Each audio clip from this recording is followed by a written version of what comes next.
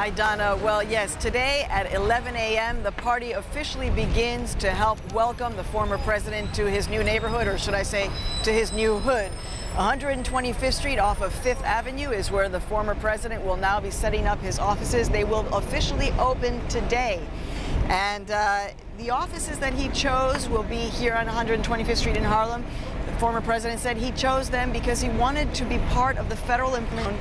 Came on the heels of a controversy of the plans that he originally had chosen to have a very expensive office in Midtown, and then he moved uptown here to Harlem. Now, the exact layout of the offices will be really prime real estate. He will have a full floor with a southern view of Manhattan. He will see everything from the entire Central Park to the Empire State Building, a linear view, a linear design with his office on one side and the staff offices on the other, divided up by a conference room. And according to the architect who helped design the offices, the president will have wonderful views of Manhattan. I mean, you know, the wonderful views of Central Park and Midtown Manhattan will obviously impress the visitor who comes in the first time. And then the whole procession going through the president's office and what you go through step by step, that were very important to us. So today, they're just turning on the music right now to welcome for the party this afternoon. Cicely Tyson will host. The Harlem's Boys Choir is expected to perform, and from the movie Music from the Heart, the violin troupe of that movie will also be here to officially welcome the former president, who's expected to arrive here around noon. Back to you, Donna. Yeah, sounds like they're cranking up in the back here right now. Maria Hinojosa, thanks very much. Leon. All right, well, we know where President Clinton is rolling this hour, and so is CNN's Maria Hinojosa, who's out there in the crowd. Maria? Well, Leon, people have been gathering here from about 6 o'clock in the morning, making sure that they have the first seats. For many people in Harlem, this is really quite a big deal. They are welcoming a former president who has chosen to take up residence about a block away from here. He will be having a full floor with a panoramic view of Central Park all the way down to the Empire State Building. It'll be costing taxpayers about $350,000 a year for that. Now, part of the festivities is a big welcome party, a very public welcome party, and some people have come all the way from Brooklyn. And your name again is? Ernestine. Ernestine, now you do what? I'm a lawyer. And you came down here for what reason? Because I just always had warm feelings towards Bill Clinton, and I think he should have a good welcome when he comes to Harlem. What are you hoping that the fact that he's moving into this neighborhood does for Harlem and for African American communities? As far as Harlem, I hope it adds some respectability to the community of Harlem, because there's still people who have negative attitudes and dispositions towards the community. And as far as African Americans, it's just nice to know that he feels comfortable and welcomed in our arms. Okay.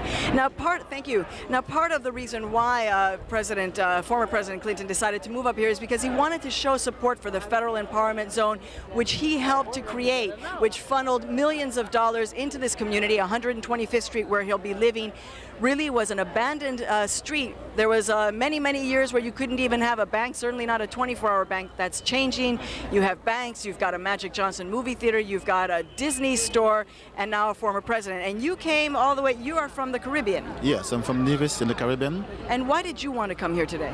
Well, I'm very much elated that the president, such a man of his stature, would set up, you know, an office in such a predominantly black community. What do you think that will communicate to the rest of the country? That President Clinton is a man of equity, and that he's not a racist or anything like that. And are you hoping that this doesn't push out local business owners, etc.? No, I don't think it will push out local business owners. I think they will embrace him. Well, that is certainly what former President Bill Clinton is hoping as well, that he will be embraced. As far as the welcoming service here, they're a little off schedule. It was supposed to start at 11 a.m. Eastern time. The former president will be joined by his wife, Senator Hillary Rodham Clinton.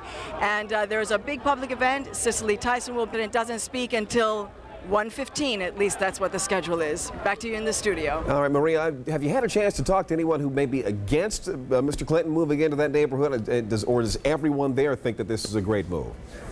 Well, as a matter of fact, just about a few feet away from me is an organization that calls itself the New Black Panther Party. They have been chanting, there's about a dozen of them dressed in black. They've been raising their fists and saying no to gentrification. This is our neighborhood. Whose neighborhood? Our neighborhood. They are raising concerns about whether or not former President Bill Clinton really truly represents the African American community. He supported the death penalty. He pushed for welfare reform. Many people are saying that although the former president and the African American community may have common enemies, that whether or not this is a president who really represented their interests, at least for them, is a question of concern. Leon? All right, Maria Hinojosa reporting live this morning from Harlem. We'll talk with you later on.